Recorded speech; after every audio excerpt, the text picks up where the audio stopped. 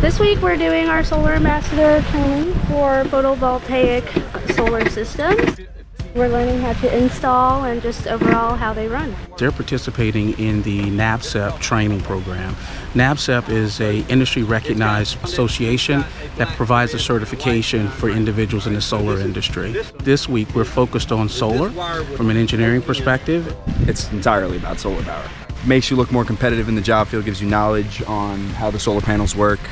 This week is actually spring break week. So these are students who actually opted into this course. This is something that they have the passion to go do.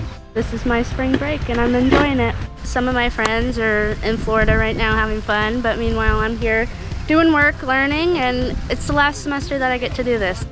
Students have actually designed and installed a photovoltaic solar array. So they'll be able to take this training and actually transition that over into that certification in concert with their degrees. It's time to hit the job field, so this is a great way to get the requirements that I need in order to hit the ground running. Just by employers seeing this on my resume and seeing that I've done this, they're going to consider me above people who don't have it. Electrical engineering they're hiring a lot of people who do solar panels, and then even in aerospace engineering, they need solar panels on the space stations and stuff like that. Very valuable, very worth it, and it's definitely fun. It's definitely been a fun time.